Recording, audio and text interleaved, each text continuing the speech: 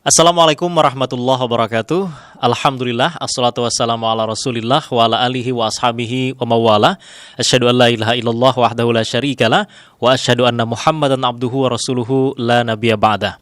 Puji syukur kehadirat Allah Subhanahu wa taala, salawat dan salam kepada Rasulullah sallallahu alaihi wasallam. Alhamdulillah, di pagi hari ini, subuh hari ini kita diberi kesempatan untuk terus meningkatkan keimanan dan ketakwaan kita kepada Allah Azza wa Jalla. Rasulullah sallallahu alaihi wasallam berdoa kepada Allah Subhanahu wa taala agar memberkahi umatnya di waktu subuh atau di awal pagi.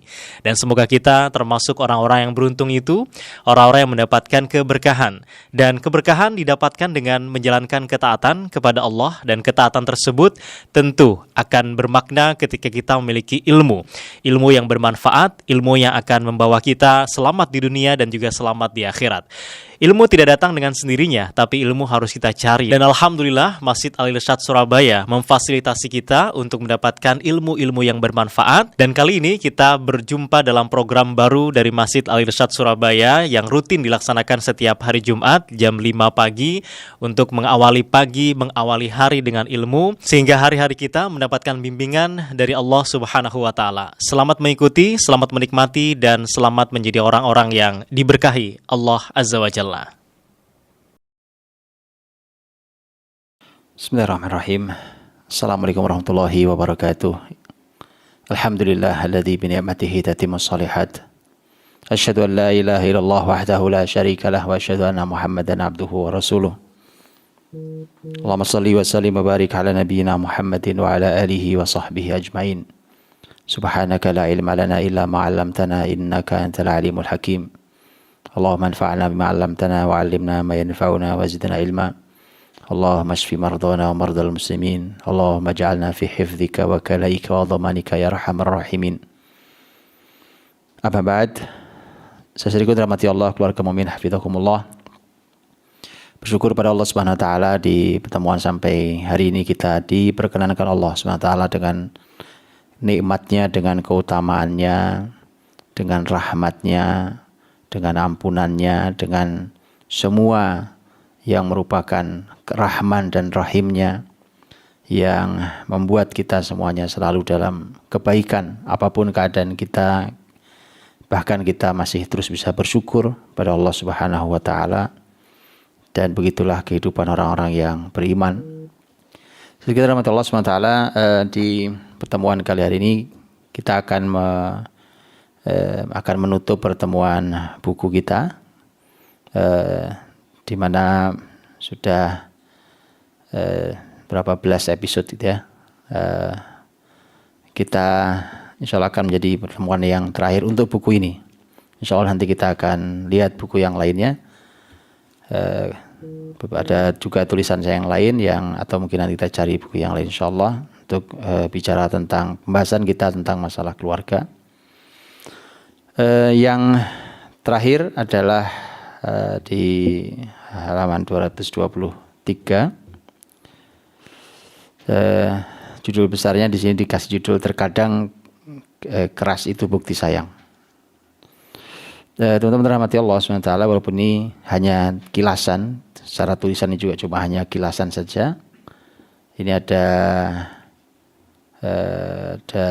tiga judul. Sebenarnya hanya kilasan yang tema ini, tapi saya ingin sampaikan di dalam pembahasan ini ada dua pembahasan penutup. Ada dua pembahasan penutup yang kalau kita membaca buku-buku pendidikan keluarga, pendidikan anak di dalam Islam, kita akan menjumpai para ulama akan menutup dengan dua hal ini. Yang satu seringkali memang yang satu selalu menjadi penutup, tapi yang satu ini kadang diletakkan di tengah dan seterusnya, tapi setidaknya dua ini menjadi pembahasan penutup. Pembahasan yang pertama, dan kita akan tutup ini dengan dua pembahasan ini, dan mudah-mudahan nanti kita punya waktu yang cukup hari ini untuk sharing bersama dengan teman-teman semua. Dua penutup ini, yang pertama adalah pembahasan tentang masalah hukuman. Masalah hukuman. Pembahasan hukuman, pembahasan sendiri, pembahasan besar sendiri. Yang indah adalah di dalam tema keluarga Islam, di dalam keluarga Muslim, hukuman itu bukan sesuatu yang tabu. Dia tidak keluar dari tema pendidikan. Hukuman itu masih dalam frame pendidikan yang benar. Kalau kita menganggap bahwa hukuman itu sudah tidak sejalan dengan pendidikan, maka itu salah. Bagaimana tidak salah? Namanya juga pendidikan. Namanya juga pendidikan. Pendidikan di mana kita ingin supaya mereka yang kita didik ini tumbuh menjadi generasi yang baik. Dalam perjalanannya tidak selalu sama. Ada anak-anak yang memang luar biasa dan tidak memerlukan hukuman. Ada anak-anak yang perlu mendapatkan sentuhan hukuman. Perlu mendapatkan sentuhan hukuman. Karena itulah yang tidak bisa dipahami oleh konsep pendidikan hari ini adalah, dan ini wajar, karena mereka tidak memiliki pemikiran yang detail. Dan kelebihan di dalam syariat Islam ini adalah detail. Karenanya bisa dipilah. Saya berikan contoh kata dipilah ini. Di dalam pembahasan hukuman umpamanya, ada kata at-ta'dib. At-ta'dib artinya adalah bagaimana caranya supaya anak ini kembali beradab. Kembali memiliki adab. Artinya tadinya dia melanggar, tadinya masalah, tadinya tidak punya adab, tadinya ada kesalahan.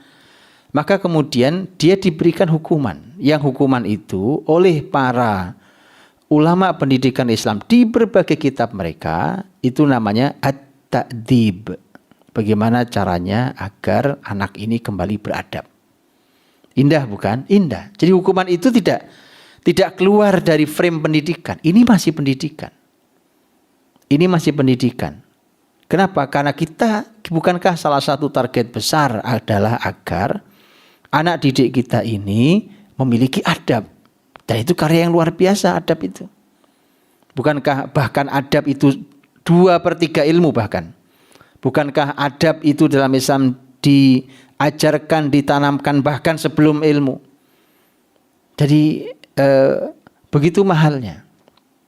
Jadi pendidikan itu bukan hanya kemudian terfikir oleh kita bagaimana pendidikan itu nyaman, mudah atau fun, ya kan, menyenangkan. Bukan itu itu pasti. Sudah kita bahas panjang lebar dalam hal itu. Tetapi ada bab yang tidak boleh dihilangkan, yaitu bab hukuman. Jadi itulah kata detailnya. Jadi kalau dianggap bahwa hukuman itu sesuatu yang membahayakan generasi kita, anak-anak kita, itu karena berpikirnya tidak detail. Tidak sedetail para ulama Islam berpikir bahwa hukuman itu adalah ta'dib. Dan tidak keluar dari wilayah pendidikan. Itu satu.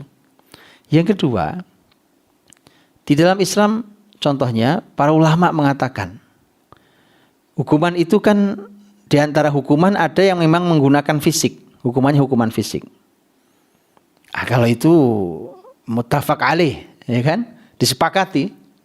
Kalau itu sesuatu yang disepakati, tidak ada perbedaan pendapat di manapun.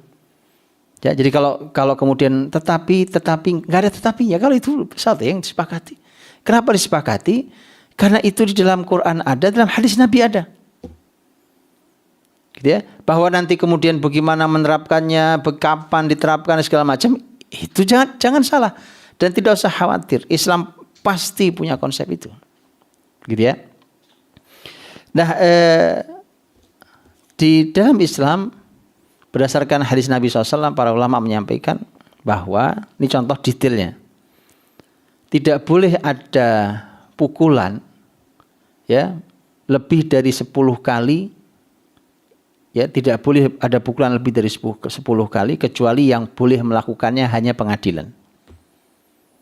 Makanya di dalam hukuman, kalau menggunakan fisik, anggap hukumannya adalah pukulan, tentu bagaimana cara memukul, bagian mana dipukul, dengan apa memukul, itu semua ada dalam Islam, nggak usah khawatir, semua ada. Detail, semua ada. Ya, tertulis dalam kitab-kitab para ulama, iya tertulis dengan sangat detail. Sangat detail. Tidak usah khawatir. Ini bukan membunuh, tapi mendidik, ya kan? Bukan balas dendam, tetapi ini adalah bagian dari cara agar kau menjadi lebih beradab. Baik. Maka kemudian lihat, dengan itu maka dibedakan tuh antara pengadilan, ya kan, yang boleh memukul lebih dari 10 dan pendidikan yang tidak boleh lebih dari 10. Bahkan di salah satu buku pendidikan anak disebutkan bahwa memukul itu kalau anak terucap di lisan anak, ini sebenarnya anak baik ya, kalau terucap di lisan anak kayak begini. Kalau terucap di lisan anak nama Allah, dia menyebut nama Allah, minta perlindungan pada Allah, maka pukulan harus dihentikan. Itu sampai begitu. Kenapa? Karena tujuan kita bukan menghukum, bukan balas dendam, bukan membunuh dia, bukan. Dia telah menyebut nama Allah, dia telah minta perlindungan pada Allah. Maka harus dihentikan agar dia tahu bahwa Allah itu ada dan mendengar kalimatnya dan permohonan dan permintaannya serta perlindungan yang dia minta dari Allah Subhanahu wa taala. Sampai begitu para ulama menyampaikan. Artinya berarti anak luar biasa, hanya kemudian dia salah, berbuat kesalahan, dia harus dihukum, bahkan mungkin dengan hukuman fisik. Ya, itu menunjukkan bahwa pendidikan bukan pengadilan. Ya, pendidikan bukan pengadilan. Bahwa hukuman itu tetap dalam tujuan pendidikan, yaitu adab, at-ta'dib. Nasyaallah rahmati Allah Subhanahu wa taala. Maka kemudian dari situlah sebenarnya ini hal yang biasa. Cuma sekali lagi dia menjadi luar biasa, menjadi panjang lebar pembahasannya, yaitu dikarenakan hari ini konsepnya itu dihilangkan. Dan kalau ada yang menghukum itu dipikir keluar dari pendidikan. Ini pendidikan. Karena kita tahu bahwa di dalam Al-Quranul Karim, di dalam hadis Nabi SAW, selain nasihat, yang sifatnya nasihat yang sudah kita pelajari, ternyata juga ada tema hukuman. Hadis yang sering bolak-balik kita lewati di dalam kajian kita ini.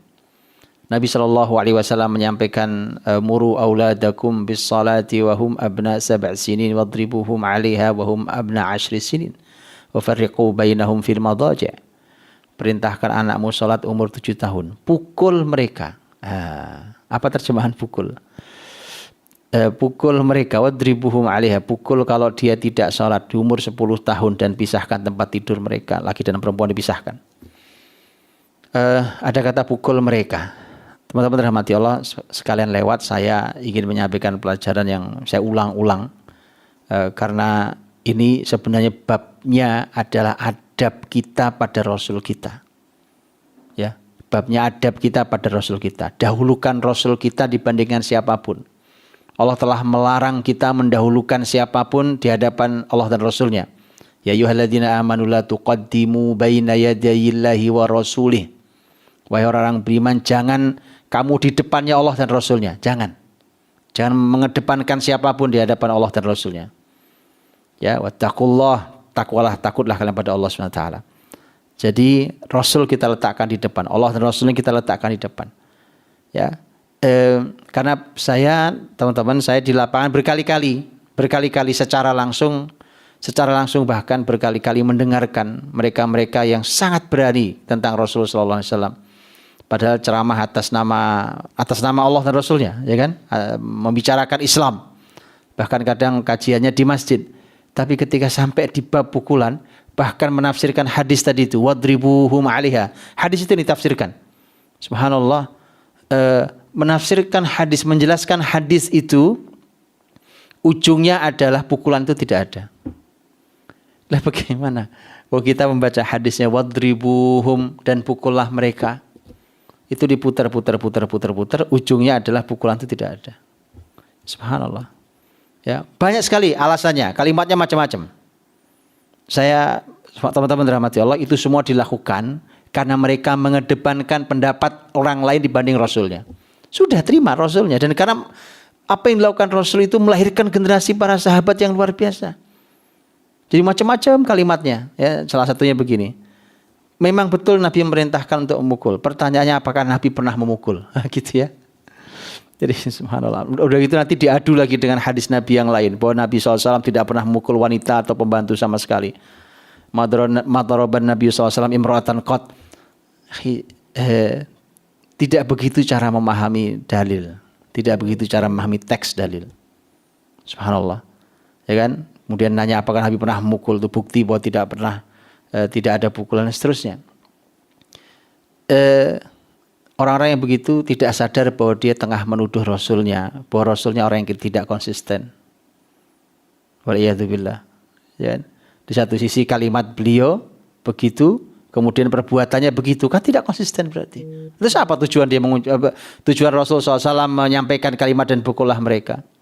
Tujuannya apa? Kalau mengucapkan kalimat kemudian ditabrakkan dengan perbuatan beliau. Tidak begitu cara memahami. Tidak begitu cara memahami. Ya, dan semakin diungkap semakin menunjukkan kejahilan. Tidak begitu cara memahami. Dan toh kalau mengatakan Nabi tidak pernah melakukan tindakan fisik karena kesalahan, betulkah Anda telah membuka literatur itu dengan detail dan jeli? Nah, itulah kenapa saya pernah tuliskan tentang setangkai anggur itu untuk pendidikan. Kisah dua sahabat Nabi dalam dua riwayat yang berbeda. Yang satu adalah Nu'man bin Bashir, yang kedua adalah Abdullah bin Busr radhiyallahu anhum ajma'in. Dua orang yang punya dua kisah yang berbeda. Dua kisah yang sama tetapi punya dua riwayat yang berbeda. Dan sebagian ulama mengatakan bisa jadi kedua-duanya pernah mengalami, wallahu alam. Ya, dan dua-duanya dijewer Nabi SAW. Karena kesalahan, iya karena kesalahan. Karena kesalahan. Bukan dijewer, karena kalau ada yang jewer itu, ya kan, ada yang jewer itu kan sifatnya bercanda, bukan bercanda. Kesalahan, bukti kesalahannya adalah keluar kalimat dari Nabi SAW, kalimat wahai anak yang tidak amanah. Gitu ya? Pendidikan. Siapa hasilnya? Hasilnya dua sahabat mulia itu. Dua-duanya orang luar biasa di dalam sejarah Islam. Jadi maka dari itu dalam Islam sebenarnya pembahasan tentang hukuman yang itu selalu menjadi penutup buku-buku pendidikan anak di dalam Islam, itu pembahasan yang sangat amat biasa. Sebagaimana bab-bab yang lain. Ya, sebagaimana bab-bab yang lain. Ini kalau di bab fikih jadi kayak gini, teman-teman. Kalau di bab fikih ini geger, seru, ya kan, kanan kiri rame, kemudian macam-macam. Itu sama kalau kita buka kitab fikih, kemudian kita sampai di bab jihad, gitu ya. Bab fikih itu banyak. Dari mulai kitabut thaharah di depan, terus begitu panjangnya kitabut thaharah masuk kitabus shalah tentang sholat, terus panjang, terus sampai zakat, haji, puasa, haji, terus sampai masuk muamalah kitabul buyu, jual beli, masuk kitabun nikah. Nanti kitabul jihad itu salah satu bab saja. Tapi geger, Masya Allah, tentang babul jihad doang, ya kan.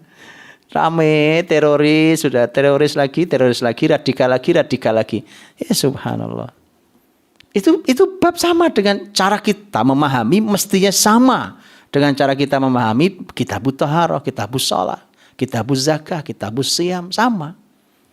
Cara memahaminya adalah cara memahami yang diarahkan oleh para ulama fikih. Nah, ini juga sama. Dalam tema pendidikan anak, pendidikan keluarga, ini juga bab yang biasa. Bab biasa. Dan itu memang ada.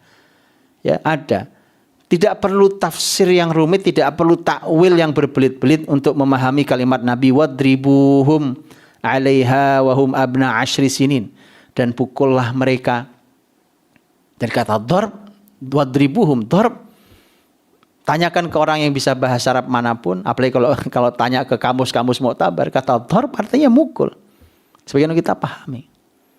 Dan memukul itu bisa dengan tangan, bisa dengan alat. Itu darb. Wadribuhum, pukullah mereka. 'Alaiha, kalau dia tidak menjalankan salat, mereka sudah usia wahum abna 10 sinin, mereka anak umur 10 tahun. Gitu ya, teman-teman rahmati Allah Subhanahu wa taala. Nah, bahwa kemudian ada kaidahnya, iya, ada pembahasannya, iya. Bagaimana kesalahan seperti apa dengan pembahasan bagaimana dan seterusnya, itu ada pembahasan sendiri yang detail yang juga sudah dituliskan oleh para ulama Islam. Sudah dituliskan oleh para ulama Islam. Dan jelas betul bahwa muslimin itu sangat fokus untuk mendidik generasi. Sehingga kalau umpamanya dia memukul umpamanya, itu tidak boleh mencederai. Karena tujuannya bukan mencederai. Bukan membunuh. Bukan balas dendam. Kalau orang balas dendam, itu nggak terukur. Apalagi membunuh, itu memang sengaja mau membunuh. Bukan itu. Muslimin sangat fokus dengan pendidikan. Mendidik generasi yang lebih baik. Dan generasi yang memiliki adab. Makanya kemudian semua pakai aturan. Ya, tentang masalah mukul dan seterusnya. Dan hukuman bukan cuma memukul. Ya, walaupun para ulama mengatakan memukul itu adalah merupakan hukuman yang paling tinggi. Ya, dan ini juga macam-macam kalimat ya. Macam-macam kalimat. Pokoknya ada kalimat sebenarnya jauh lebih menyakitkan kalau hukuman itu adalah berupa hukuman psikologis. Para ulama Islam katakan psikologis itu umpamanya bapak ibunya cemberut ya kan, atau kemudian tidak mau bicara, bukan itu. Para ulama Islam sudah katakan bahwa hukuman pukulan adalah hukuman yang paling berat. Karenanya dia tidak boleh dihukum kecuali terpenuhi sekian banyak syarat. Kenapa? Ya kalau dia diberikan hukuman pukulan, kan tidak mungkin orang tuanya yang menghukum dengan hukuman pukulan itu kemudian dengan wajah senyum, kan tidak mungkin. Tidak mungkin dong dia sedang menghukum kok. Ya, dia sedang menghukum kok. Pasti dia harus menunjukkan kekecewaannya, dia menunjukkan kemarahannya karena perbuatan ini perbuatan dosa atau perbuatan salah. Ya, kemudian dia diberikan hukuman pukulan pokoknya. Jadi sebenarnya hukuman pukulan itu double. Lebih dari psikologis. Psikologis itu dia ada hukuman di situ. Di psikologis itu dia karena bapaknya tidak nyaman, ibunya tidak nyaman, wajahnya tidak ada senyumnya, marah dan seterusnya, kecewa.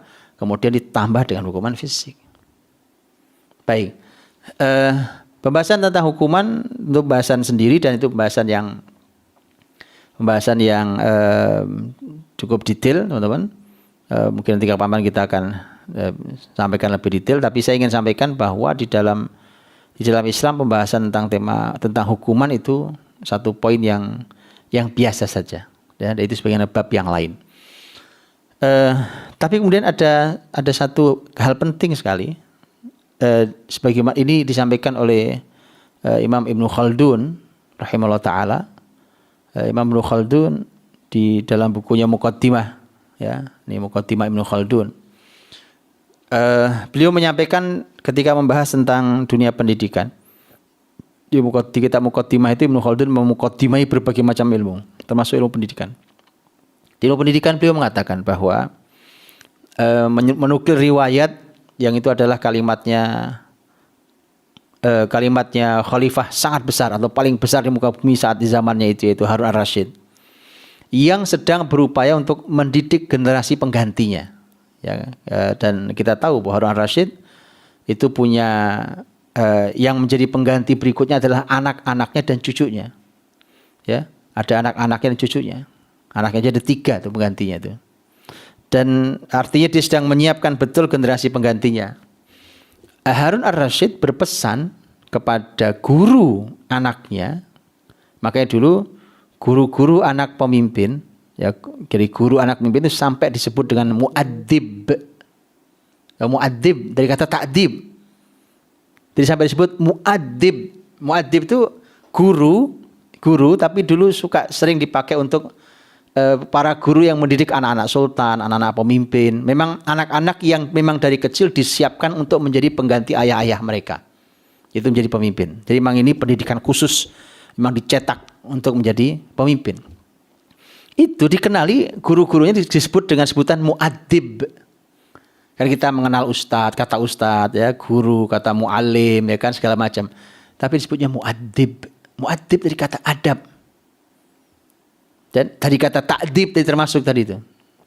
Harun ar-Rasyid sebagai seorang ayah, ini luar biasa, teman-teman, sebagai ayah, memberikan kepada gurunya kurikulum yang oleh Ibnu Khaldun disebut sebagai ini adalah kurikulum pendidikan terbaik.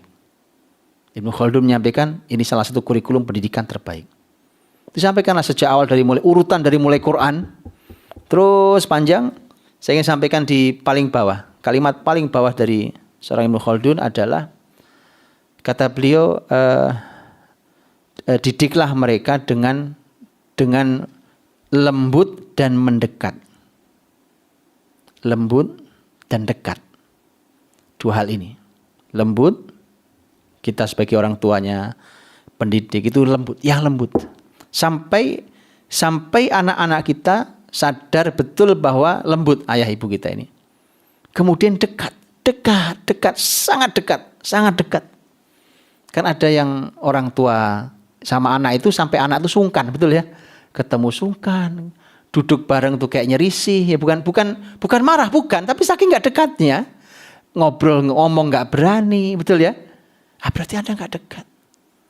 Maka Harun ar-Rasyid mengatakan didik mereka dengan lembut dan mendekat. Nah setelah itu beliau mengatakan, lihat kalimatnya, kalau dua hal ini tidak lagi bermanfaat, maka gunakan cara keras.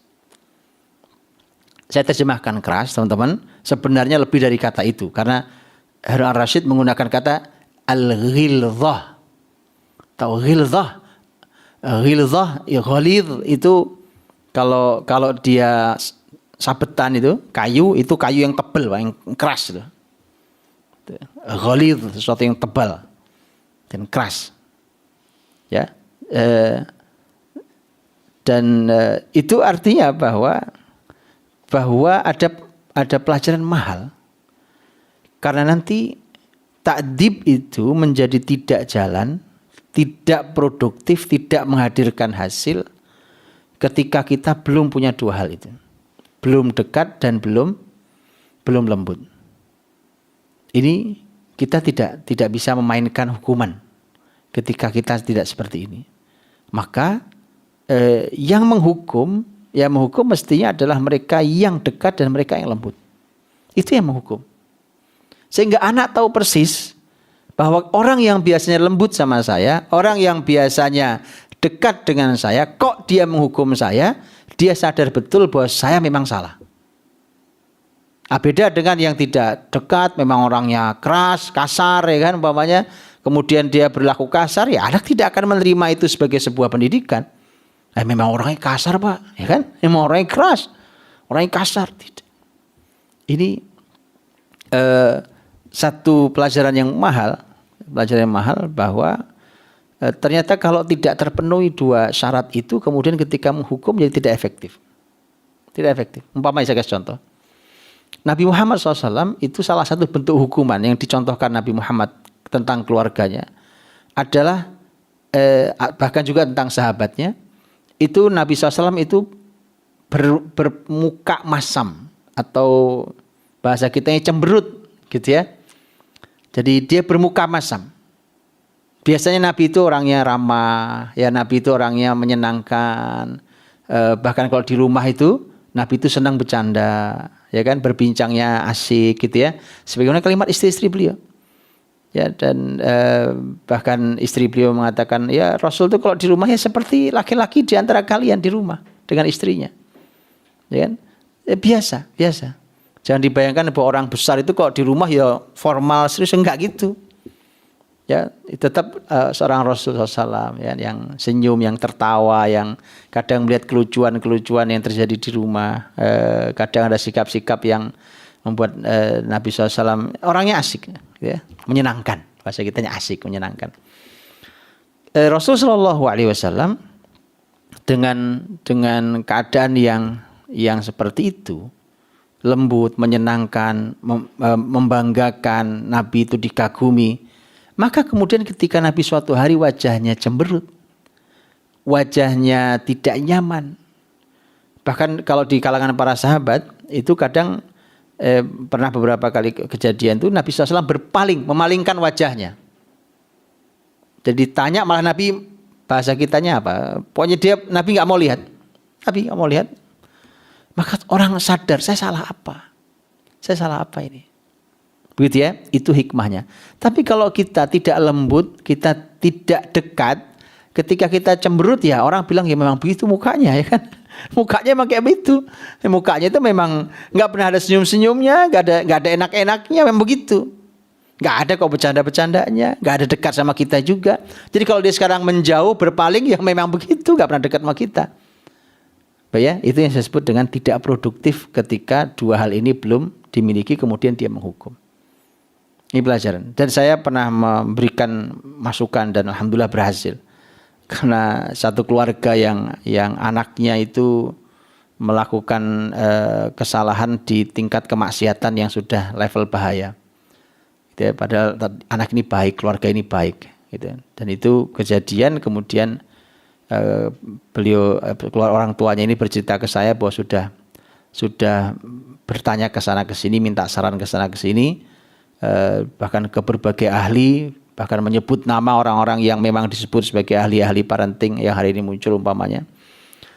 Dan semua nasihatnya mirip, suruh lembut, suruh ini. Saya bilang sudah, nasihat lembut kan sudah. Antum juga dekat dengan anak-anak, dia tidak mempan. Kalau sudah tidak mempan, jelas kalimat tadi. Sudah nggak mempan kan? Sudah. Caranya apa? Hukum. Berikan hukuman. Karena mungkin tidak biasa menghukum. Kemudian kaget. Salah satu pertanyaannya, ini nanti kalau saya hukum, saya khawatir akan ada perlawanan dan gejolak yang luar biasa. Saya bilang, sudah pasti diduga itu. Makanya saya bilang, siapa di antara antum berdua, bapaknya dan ibunya, yang punya kedekatan dengan anak-anak, dengan anak yang mau dihukum, maka biar dia saja yang menghukum.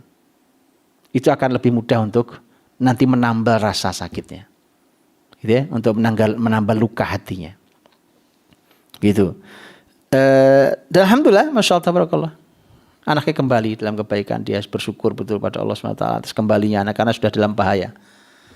Jadi teman-teman rahmati Allah, yakinlah bahwa syariat ini masya Allah ya. Akhirnya kemudian lihat ketika tema hukuman dihilangkan, yang terjadi adalah generasi yang tidak bisa diatur.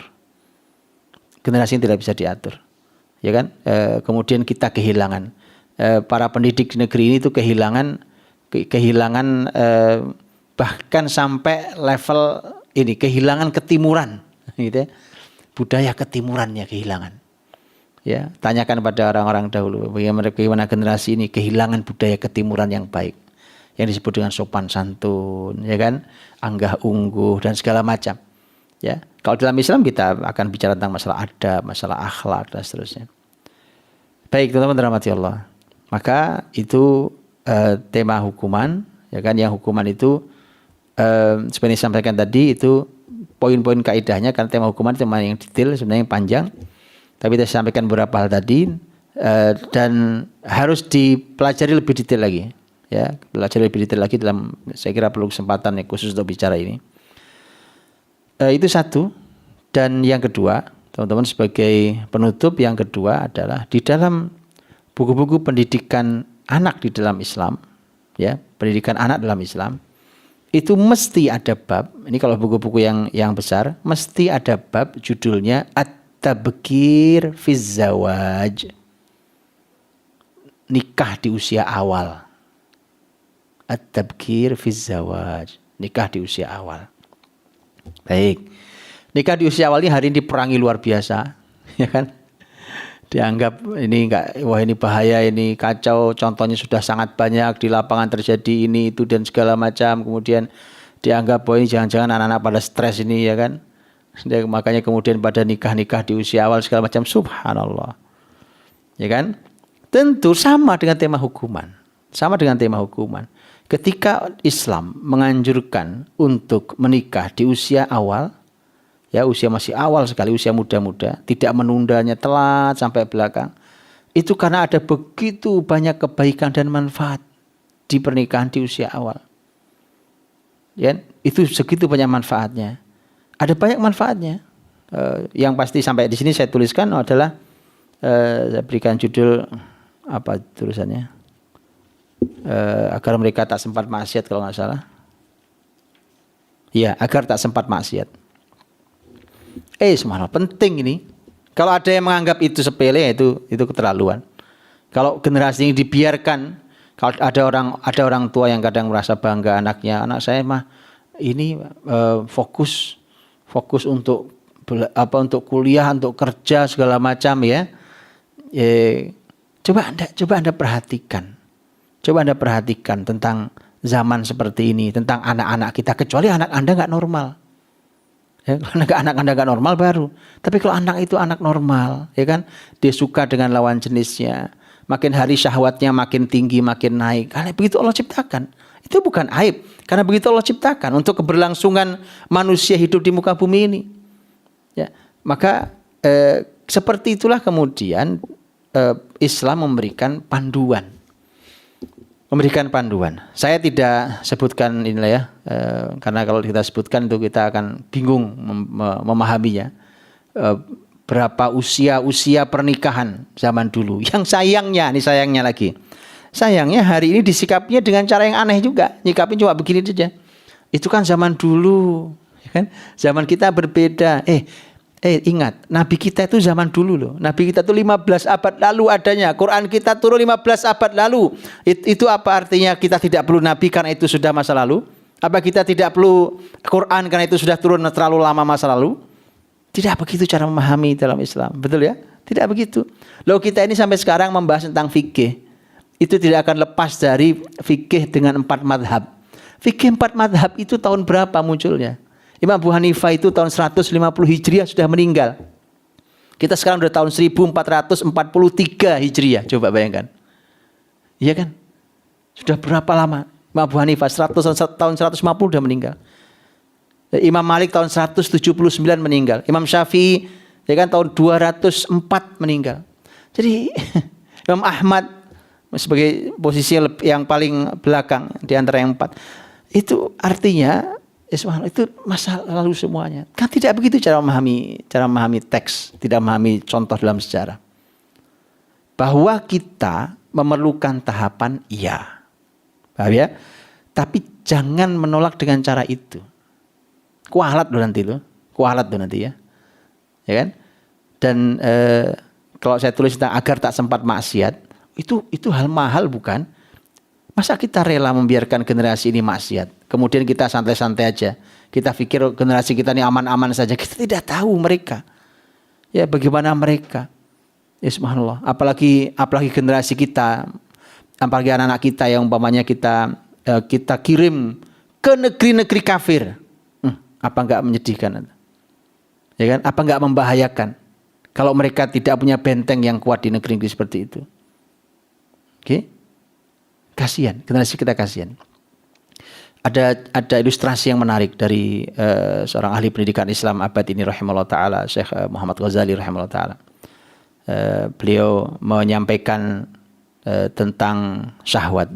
Beliau mengatakan bahwa dan ini merupakan nanti kunci atau rahasia dari bahagianya keluarga muslim. Beliau mengatakan begini, syahwat itu di dalam Islam itu seperti pipa yang tidak pernah diizinkan untuk bocor atau rembes sedikit pun. Ya, dia harus betul-betul ada dalam pipa itu. Tidak boleh rembes sama sekali. Hanya ada satu jalan yang diizinkan oleh syariat untuk membuka pipa itu. Maka dibuatlah kran, namanya kran pernikahan. Hanya itu satu-satunya cara. Bayangkan itu. Bayangkan ketika makin berusia anak-anak kita. Dari lulus SD, masuk SMP, dia usia balik. Kemudian terus makin masuk SMA, masuk kuliah dengan semua pergaulannya. Apalagi hari ini kita bagaimana mereka hidup 24 jam berselancar di dunia medsos mereka dan segala macam. Kemudian itu artinya syahwat makin naik. Maka itu artinya ada mesin yang terus memompa syahwat itu semakin besar tekanannya terhadap pipa tadi itu. Baik, terhadap pipa itu. Sementara, lihat teman-teman, kemudian dia ditahan tidak boleh nikah. Maka gini loh, kalau ada anak Anda anak yang baik, ya, yang tidak membocorkan pipanya, kecuali membocorkan pipanya, nah itu mah dosa kita semua udah. Membocorkan pipanya dengan cara apapun. Dia anak baik, dia tidak berani membocorkan pipanya, merembeskan aja tidak berani.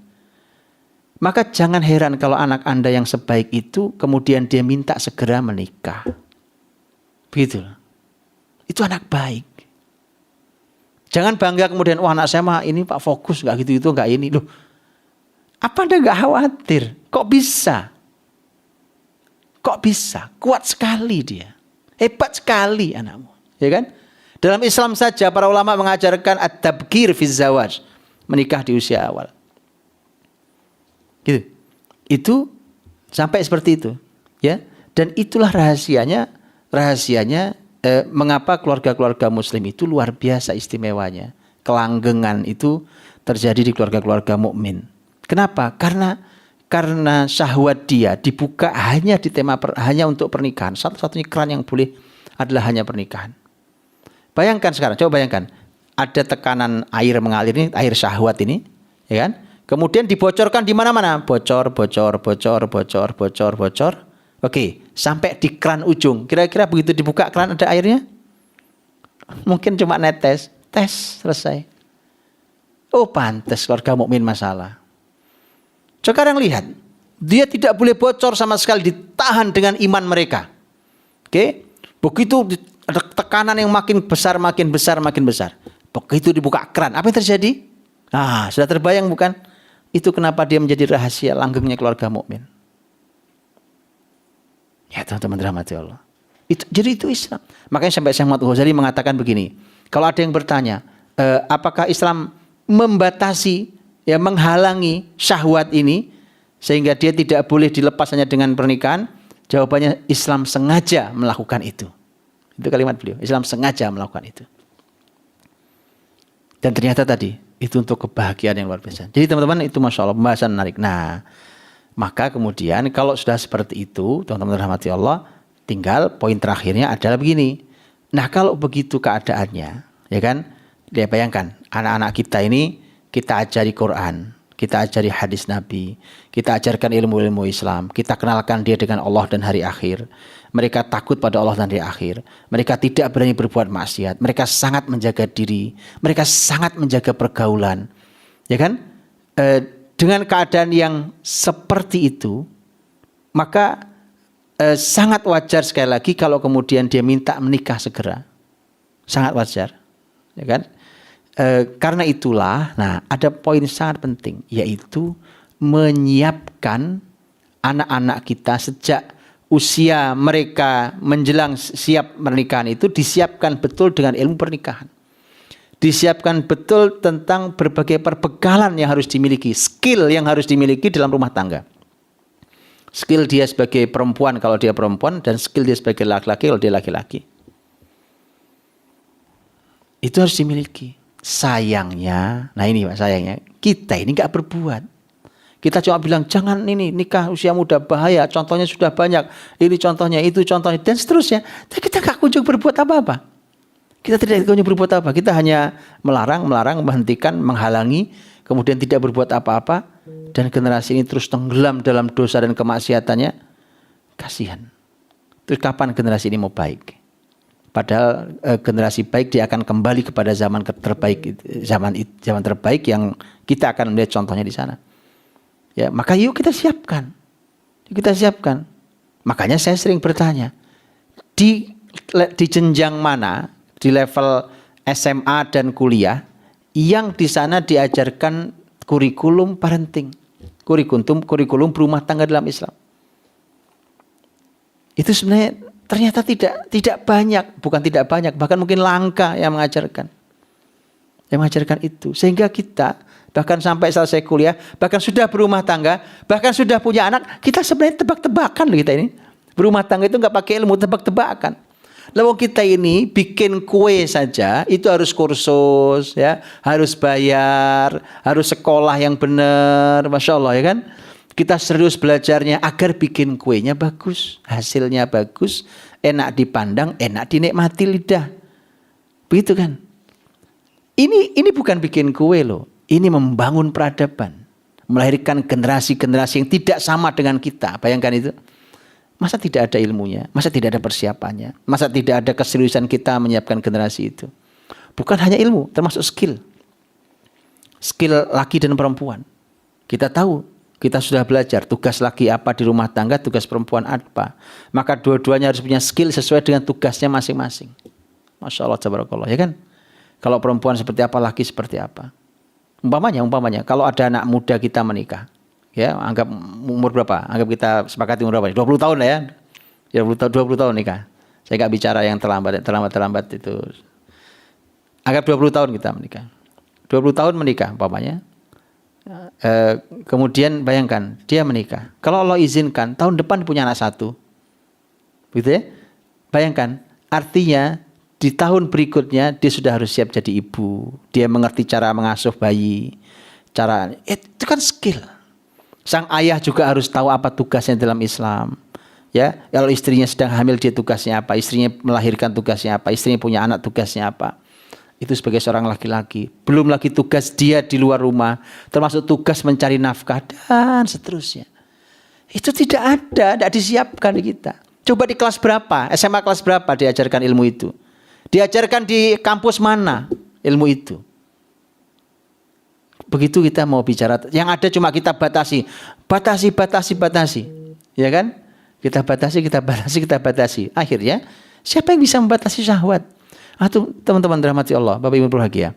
Para ulama itu mengatakan begini, lihat kalimat para ulama. Penyebab dosa di bumi ini cuma 2. 1 syahwat, 2 syubhat.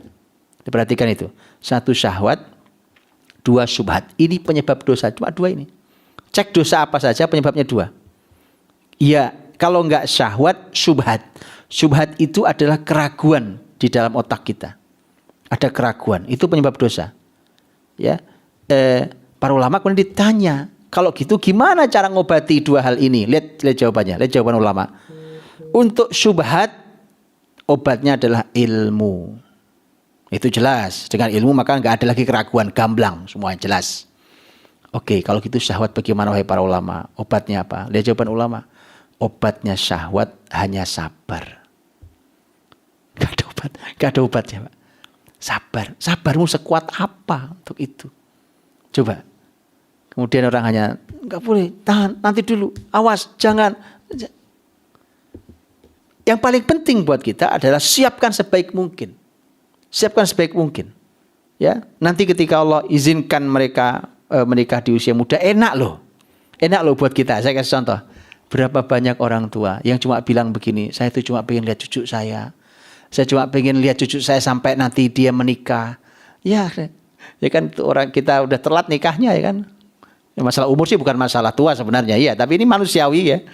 Ya kan manusiawi. Tapi bayangkan punya anak-anak, kita punya anak dalam keadaan masih sehat segar, punya cucu masih sehat segar ya kan. Cucu sudah tumbuh besar, bahkan mungkin punya cicit berikutnya ya kan. Lihat nyamannya, antum punya surga sebelum surga di akhirat nanti yang sungguhnya.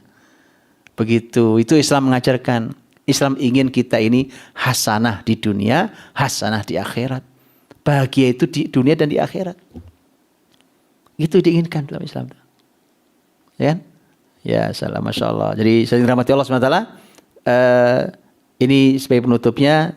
Jadi ini perlu persiapan yang serius. Ya, perlu generasi ini dibekali dengan ilmu-ilmu itu. Tidak bisa hanya dengan ditakut-takuti. Ya kan? Mereka takut-takuti, mereka pergi. Bikin pertemuan, kajian, seminar apapun tentang pernikahan. Kalau udah disebut pernikahan usia dini, negatif kan? Negatif. Jawab pernikahan usia dini, negatif. Bukalah buku-buku pendidikan Islam. At-tabkir fiz zawaj. Itu pernikahan usia dini sebenarnya artinya. Ya. Gak usah khawatir, kalau Islam itu pasti menyiapkan mereka. Kita siapkan generasi kita mandiri, ya kita siapkan.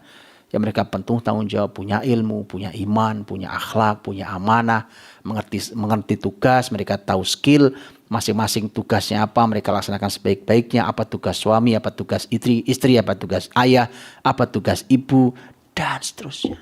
Indah loh, indah generasi ini. Gitu teman-teman. Yuk kita ubah generasi ini yuk, jangan berhenti hanya dengan pembahasan yang ini itu saja biasa, kemudian kita cuma bilang bahwa ini zamannya berbeda, Pak, ini kebutuhan sekarang. Bukan cuma zaman sekarang yang kebutuhan besar, di setiap zaman kebutuhan besar. Ya kan? Ini contoh pandemi. Bukan cuma zaman sekarang ada pandemi, betul kan? Pandemi udah lama pandemi. Dengan semua keadaan. Bahkan ada yang lebih buruk daripada pandemi hari ini, lebih bahaya daripada pandemi hari ini. Jadi kita ini merasa seakan kita menjadi zaman yang paling sengsara di zaman manapun kan, di antara semua zaman. Enggak begitu. Itulah indahnya kita terhubung dengan zaman terbaik yang ada dalam Islam, zaman Rasul, zaman para sahabat. Kemudian kita perlu tahapan, ya kita menahapi itu. Teman-teman rahmatullah, saya kira itu barakallahu fikum, jazakumullahu khairan. atas kebersamaan kita untuk membahas tulisan saya yang tentu banyak kurang dan salahnya ini hanya mukotimah ringan sebenarnya. Insyaallah kapan-kapan saya tuliskan kembali buku-buku yang lain yang lebih detail, lebih memandu, dan sebenarnya sudah banyak juga tulisan para ulama dalam hal itu. Insyaallah nanti kita akan membahas, carikan buku yang berikut insyaallah kalau Allah izinkan. Dan ini sebagai penutup, mudah-mudahan Allah SWT menjadikan keseriusan, kesungguhan kita dalam belajar tentang keluarga ini, mudah-mudahan Allah ganti, Allah berikan balasan berupa pasangan yang menyejukkan pandangan mata, anak keturunan yang menyejukkan pandangan mata, dan mudah-mudahan Allah berikan kepada kita izin untuk bahagia dengan keturunan kita di dunia ini sampai nanti kita mendapatkan ucapan salam malaikat di surga-surga Allah Subhanahu wa taala, ketika malaikat mengucapkan salamun alaikum tibtum, semoga keselamatan untuk kalian, kebahagiaan untuk kalian, salamun alaikum bima sabartum, semoga keselamatan untuk kalian atas kesabaran kalian semua dalam mendidik keluarga ini. Mudah-mudahan Allah SWT ridho, Allah mudah-mudahan memberikan kepada kita ampunannya, Allah memberikan bimbingannya, dan Allah memberikan kepada kita selalu ilham untuk kita bagaimana kita bisa menemani, membangun generasi ini. Barakallahu fikum, jazakumullah khair.